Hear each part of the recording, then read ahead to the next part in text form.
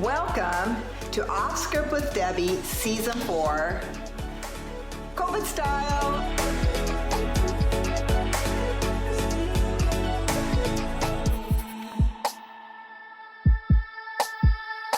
We just want to remind you that you're not alone. And today we're going to be talking about marriage and ministry. What's it like to be in ministry, be married, and then to be going through COVID, a pandemic? You know, one thing I knew that was constant during this whole time, even though everything else was uncertain, I had one constant, and that was that each morning my husband brought me a latte. And I have to tell you, some of those mornings, that's the one thing that got me through the day, was that latte. And I think it's important as couples in ministry to really know and encourage one another and know what each other needs. I have an amazing couple. They're in ministry, they're married, and they're happily married, which is a great plus. But they're going to share with you today their journey, their struggles, and some of the things they went through and how God was faithful through that whole process. And I know you're really going to enjoy hearing from them. I am so excited for this next couple that I'm going to have on my show. We wanted to talk about ministry and marriage during COVID because, you know, we're all together. I mean, there's a lot of togetherness right now in marriages. And as we are working on our marriages, we also have ministry that we're trying to do. And so we just wanted to have a ministry couple that we see that are doing well. And we just wanted them to come on and give us some encouragement on how do you do ministry during this time of COVID and how do we take care of each other during this time. So I'm really excited for you to meet Rick and Angelica Garcia, and they are the pastors in Warden, Washington. Let us welcome them. Thank you guys for coming. I am so excited you're here. Dave and I visited you guys about, well, it's probably a year ago now, and you guys are just doing an amazing job there in Warden. I mean, you're just killing it. If I lived in Warden, I'd come to your church. Oh, thank you. So I just want to let you know, you guys are really doing an amazing ministry there. But I just want you to share, for those that don't know you, can you share just a little bit about ministry, how you ended up in Warden, and even a little bit about you as a couple and your marriage, your family? Can you share just a little bit? Yeah, I'll just go ahead and start. Thanks, Debbie, for having us on your show, by the way. We're excited. You know, we started in ministry probably about 15 years ago. And we started in youth ministry. We were youth pastors, not too far away in Moses Lake, Washington. And we have 3 kids of our own. So, hey, right away we had 3 in our youth group. It was awesome. Yeah. And so, we grew that ministry. We learned how to do ministry and really we learned how to love each other and how to manage our marriage and our children and doing everything. And then about almost 6 years ago now, God moved us over to Warden. Mm-hmm. And so now we're lead pastors. This is the first time that we've ever been lead pastors. And so that's a whole different journey. And so we're learning, but yeah, I don't know if you want to share anything. Yeah, coming to be becoming a pastor is just something still new to me. I'm still learning. And that's one thing that I've learned. The Lord always just reminds me when I get upset with myself or I'm hard on myself, is we're all still learning. You're not, we're all learning. And so I think that us moving here was it was a challenge, but at the same time, it was rewarding. Well, and I just want you to know, you'll continue learning. And to me, if we stop learning, we're not growing. So exactly. You're doing well. You're doing well there. And you guys have 3 kids and you're doing the ministry there in Warden. Now, you guys, when we were there, I mean, you had remodeled. We had a potluck afterwards. You guys had amazing food there. I mean, you guys, great feel in your church with people. You had visitors. Yep. Well, now COVID hit. Kind of share with me, what has it been like for you to do ministry during COVID? Well, I'll go ahead and start a little bit. Yeah, you're going, let me tell you what happened. Yeah. We had such big plans for 2020. Like you said, you guys came down, you and Pastor Dave came down, and you guys did an amazing job. We just really wanted to start reaching out and being outward focused and reaching our community and getting everybody involved. And we had so much momentum going into 2020, and we were so excited. And then COVID happens. And we thought, hey, 14 days. We heard, oh, it's going to be 2 weeks. So you're going to stay at home. Everybody's going to be quarantined. So we said, okay, we can do 2 weeks. And then after 2 weeks, we'll come back. Well, that didn't happen. And so it disrupted everything, every part of our life, every part of our ministry, every part of just everything from finances to relationships to everything. We had to figure things out. And so, yeah, for me, it was just, I felt like I was running around with my head cut off, like a chicken with its head cut off. And I just had to adapt. I had to ask God really to help, because we were struggling. We weren't prepared to go virtual, online church or anything like that. We had just had my mom's 72 now. She moved in with us too, on top of everything else. So we were getting adjusted to her being in the house and everything, and then COVID and all this stuff. So we went through a lot. And so during this time, I mean, you're trying to minister, you're trying to, be that leader God's called you to be, but it's like everything has changed. I loved what you said. It wasn't just ministry, but relationships and home. Everything changed. Yeah, everything. It was almost like we were just thrown. There were things happening all at once, right in the middle of COVID, right at the beginning of COVID. It was just nonstop. It was the Lord really used us to go and minister to marriages that were really struggling, and they were on the verge of divorce. Because they were stuck in this house, and we didn't know what else to do. But we would travel to Moses Lake. We would come here in the Warden area and the surrounding areas, and we were just speaking life into marriages during this whole time. And we didn't know what God was doing. We didn't know that we were going to be on your show and talk about marriages, ministry and marriage. Yeah. And so it's been a great reward, but at the same time, there's been good days and bad days. There's been days where we've been frustrated, where we have wanted to throw in the towel and say, forget this.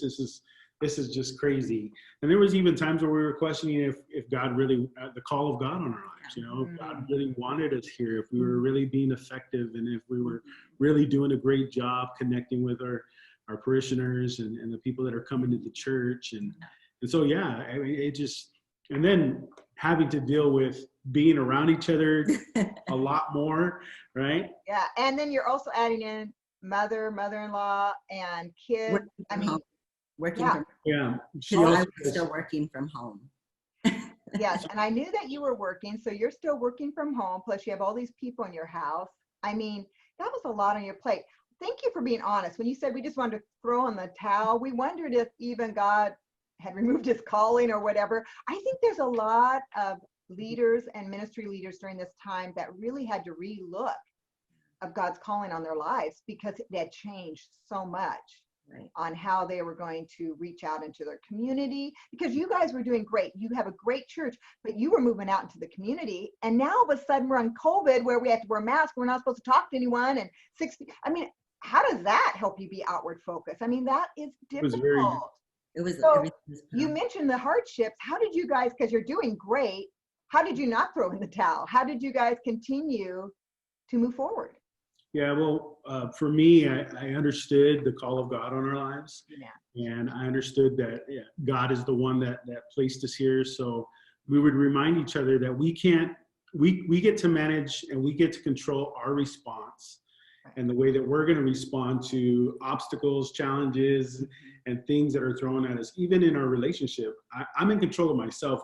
I'm in control of whether I'm going to love my wife through this, or I'm just going to isolate myself and have a pity party and, pull my hair out, or if I'm just going to really trust God and say, okay, God, you are the one that's going to help us. And I know that's a real spiritual answer, but it's real. True. Because I can't control COVID. I can't control Governor Inslee. I can't control, our own city mayor and our own health district here and our local. I can't control those circumstances, but I can control my love for God, my love for my wife, my love for my family, my love for my church, and I can manage that. I can manage that well. When I can't I manage love that. everything else, I can manage that. So I love that, Rick, that you know what? First and foremost, I'm here to love God and then love others, which includes those that are with me right now. So, and you can manage that because I think you said it really well. We thought, oh, it's going to be 2 weeks. Oh, it's going to be a month. Oh, it's going to be, and it's like, we're into August now. I never dreamed I'd be doing my show on a Zoom. I mean, I kept thinking, oh, that's August. We'll all be fine then. We all thought the norm would come back. And now we're wondering, will we have a normal? that's right. So as far as ministry, give me a win. Give me a win that, COVID, because of something that with COVID that you guys have really found a win in your ministry because COVID happened. Or do you have none? I mean, you don't have any, don't make one up. No. I'll let Angelica answer because I've been talking a lot. But go ahead. Well, our win would be probably when we started really feeling down about, things going wrong, finding out there was cancer in our family at the same time of COVID and, all the things, the hiccups in our own personal lives, and then trying to manage. I want to say that our win would be that we've come to realize that we're better together. And every time we recognize the enemy trying to throw a wedge in between us, we've learned to really hang on to the Lord and remind each other,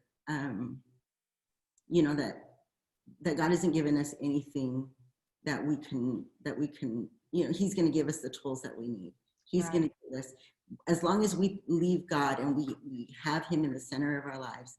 And yes, it's godly and it's spiritual, but I have learned in my own personal life that I can do whatever it is, but if it's not with God in the middle, then I'm just leading the wind. I'm not doing anything, and so I think our biggest one would be that we really go to one another. We kind of do love one another. That's a great win. We've learned to. We've learned to love one another. Sometimes I want to serve him in a plate, and sometimes I want to throw the plate. Serve the plate instead of. Okay, so Angelica, on that, I mean, because I know, my husband and I were stuck here together, and I love him dearly, but I was like, oh my word, I mean, that's like 24/7, and we didn't have anyone else. I mean, I was so close to getting a dog, so close. But we didn't have any other people in our house, which could be hard, but also can help when the other person in your home never wants to play a game or have fun. Yeah. So anyways, I want to know, because what did you guys do as you were going through this? And I love what you said, Angelica, about how you guys begin to reach out to couples and marriages, because it has been true. They're saying, and I'm believing it's not true, that divorces will go up because we've been together too much. And I was like, that is terrible, that there's going to be divorce now because we've been together too much. But when you're together 24/7, I mean, I'm sure there's lots of people out there said, oh, we just fell more and more in love and it was awesome. But for me, I kind of found like, oh, I need someone else in my life. I love you, babes, but I need other people. And I know he felt that way. So I just want to ask, how did you guys support one another in this time? Like, Rick, what did you do for Angelica that you knew would help her during this time? And Angelica, what did you do for Rick? Because we're different people. Right. So how did you guys in your marriage work through that to help one another during COVID? Yeah, I would go back to that. Is just I can't control her and how she feels, and I can't try to make her feel better. Yes, I can joke around and do but ultimately I'm in control of how I act and how I respond. There were some days where she was good. Everything was, it is well with my soul. Yeah, it was awesome, And there's some days where she's like, I don't know if I can do this anymore. Putting my hair up in a bun. Just feeling disconnected from like not doing ministry. Like the whole rhythm of life was just disrupted, and we were at home, and we didn't have all the privacy that we wanted to have because my mom's here and things like that. And yeah, well, let me just say something here. Dave and I have a lot of privacy here, So once in a while, I would like someone to interrupt all that privacy, Yeah, go ahead. You didn't have the privacy. The way that I supported her was when I knew that when we went from phase 1 to phase 2 and some other phase that we were able to go do some shopping and get out of town a little bit. We even drove to Idaho because Idaho was, ahead of us. Yeah. So we drove to Idaho, which was an hour and a half away, hour and 45 minutes TJ away, Maxx was open to go to take her shopping. And that's how I supported her. And that's how we loved on each other. We got away we went a couple times with family to the Oregon coast. And that was nice. It was refreshing because I think a change of pace and a change of place equals a change of perspective because, if you're stuck at home all the time, then that's all you see. Yeah. And that's your reality. And So, it's like, sometimes you just need to get out of your normal that's right. routine and say, okay, let's get away, just me and you. And So we went, Rick, I do think you thought of Angelica. Just from you saying that, you took her shopping. Yeah, you thought of her. I think you like to shop too. I love to shop. Yeah, so it probably was for both of you. But I think you did. You realized that changing the scenery. One thing you said, it's like you had no control over anything. And that's how it felt in COVID. We didn't have control over our lives, our ministry. Everything was just kind of up in the air. We didn't like being told that we had to stay home. Oh yeah. I love being home. Yeah. I love being home. But when they told me I had to stay home, that was a different story. Something rises up in us. Don't tell me what to do. Yeah. So Angelica, so what did you do that, Rick, it sounds like you had up and down days. Well, I'm sure Rick did do. Was there something you knew that you were able to do to encourage him during this time, or that you continue to do? Because we're still there. Yeah. I think that, like I said before, I've been working, but at the same time, I could see him pacing back and forth, taking deep sighs. I knew he was I recognized those little things. I know him well when I know, something's not right. He's really struggling. And I had to really set the things aside. I had to take breaks from work, which was okay. And I had to really check on him and see if he needed me, or if he needed me to do something, or if he wanted me to go on the live with him, which really I didn't want to. I didn't, when we were recording and my fingers got in the way of the camera and I just wanted to crawl in. But it's those little things that I know, coming alongside of him and helping him. And then recognizing the discouragement that he would show on his face sometimes when, when you start paying attention to those numbers on Facebook, and first you had 300 people following you, and the following Sunday you got 6 people following you. And really reminding him not to pay attention to the numbers, like just do what God has called you to do and let God take care of the rest. And I think during that time, Debbie, we really had to hold each other accountable and ask how we are. How's your heart? What are you thinking about? What are you doing? Because during that time, the enemy wants to play with our minds. Yeah, he does. And so I feel like there's just been a lot of ministry wives and even husbands that have really struggled with that, with their call, their identity. And so, just being very sensitive to my husband, and really not just think about what I want, not just take, because he's such a giver that I can sometimes soak it all up, but recognizing that and doing my part in helping him. And I appreciate that, Angelica, that checking in and about your mind, because it is so, especially when you're in isolation. Now, we're not in full isolation, but we're not like we used to be, especially a couple months ago, and even now. And our mind can we go down a trail and we're thinking thoughts that really aren't truth. And we need people to bring us back to Jesus and back to what is real and back to truth. I loved what you said. Don't look at the numbers, but know that God has called you. And God went out for the one. So if God went out for one, I can preach to one. Right. And to know that that's going to be okay. And I think you were a great support to him during this time, because I will let you know, you guys are the cutest couple on Facebook, and your smiles, and but I know that we'll give that out on Facebook, Right. because none of us are going to put the snotty crying, I'm not loving life right now on Facebook. And if we do, no one wants to follow you. I'm sorry. But, you know, we give our best shots on Facebook, but it has been hard during ministry. Yeah. And it's been hard on marriages. Yeah. And not bad, because I think you're showing it was hard, but you took the choice to connect more together. I love that you said we had to check in on one another. How are you doing? Yeah. And Dave and I started doing that. How are you doing right now? How are you doing spiritually? How do you feel like you're doing emotionally? You know, like, do you really want to know this? Yeah. But yet I think we need to check in on, if we truly love one another, we're going to check in on our best friend. Yeah.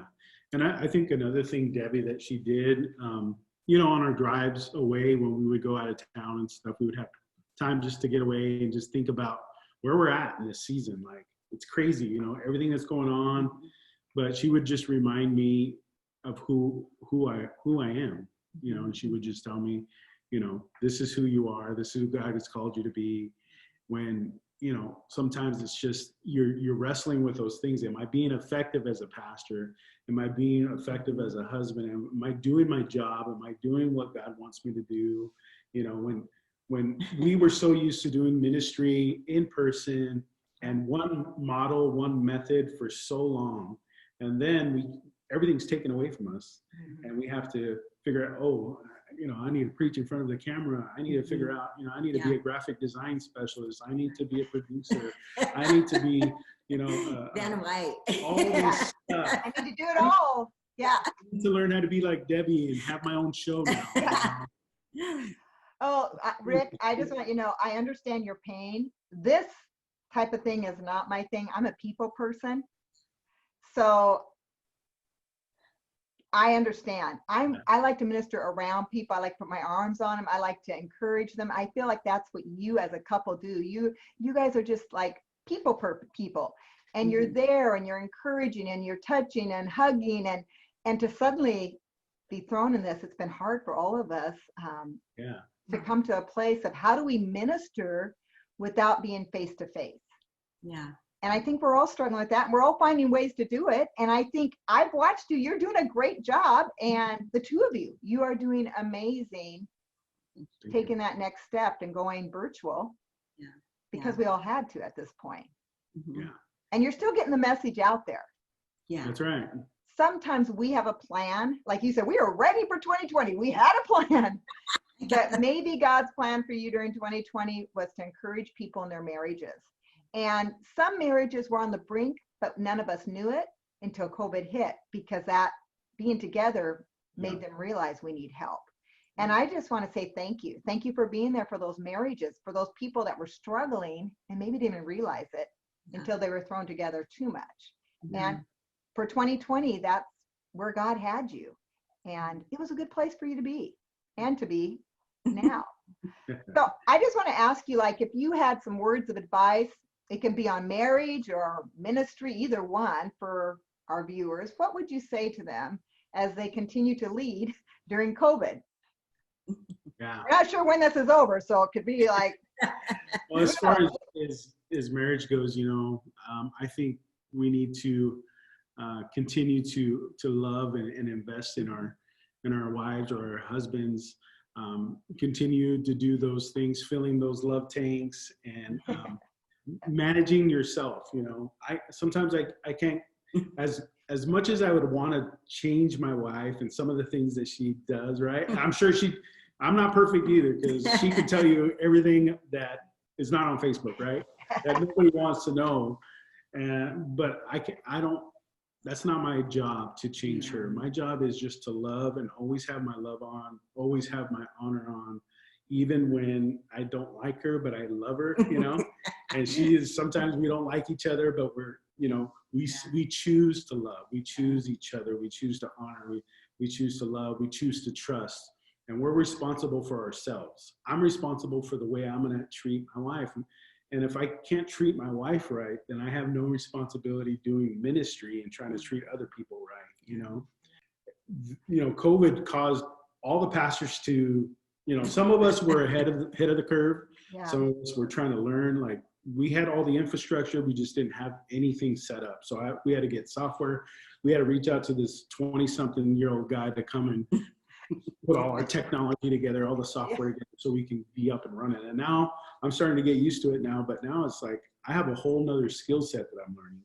And as pastors, ministry's changing. The way that we do ministry is changing. So we need to ask God, give me a new strategy, give me the wisdom, give me a plan, and I'm just going to trust you, because the message is the same, So I just love that you're a learner and you found a 20-something to help you out.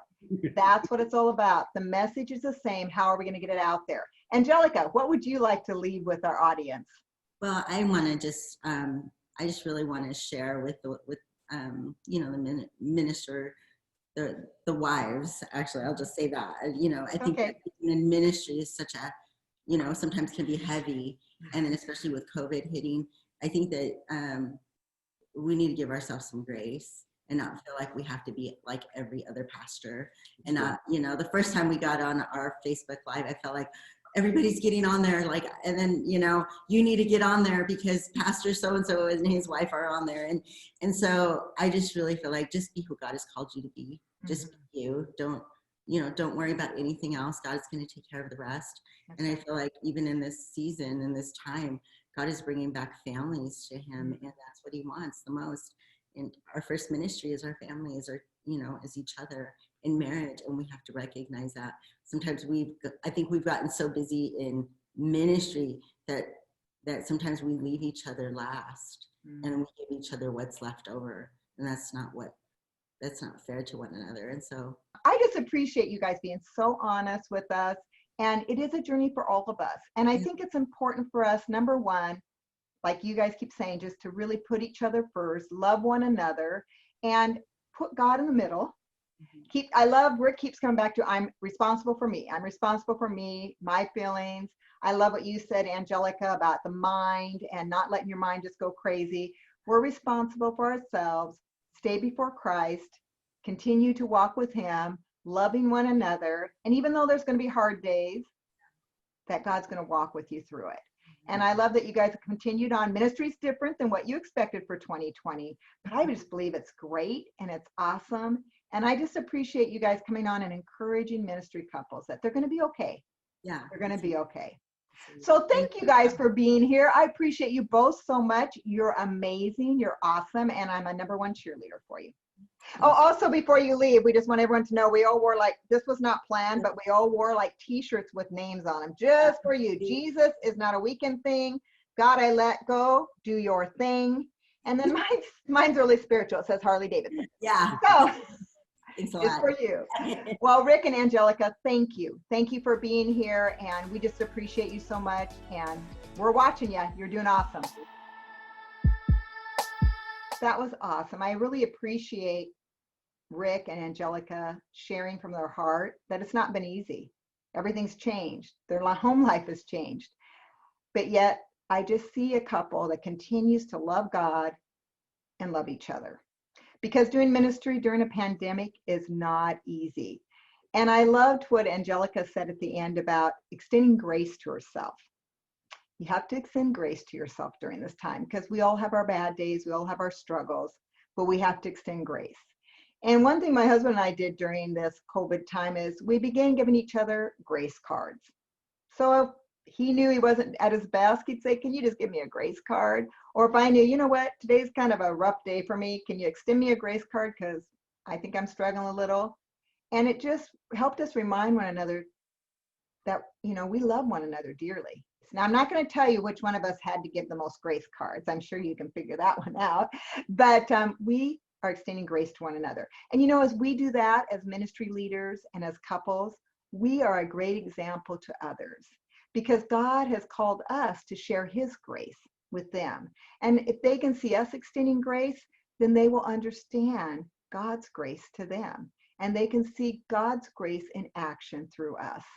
I have a scripture verse I want to leave with you, and it's Acts 20:24, and it says this: "But my life is worth nothing to me unless I use it for finishing the work assigned me by the Lord Jesus. The work of telling others the good news about the wonderful grace of God." And as ministry leaders, I know that's what it's all about. We want to share Jesus with others. We want to encourage others. But to do that, we need to be at our best. So I just want to thank you for being here today. And I want to let you know one more time, you are not alone.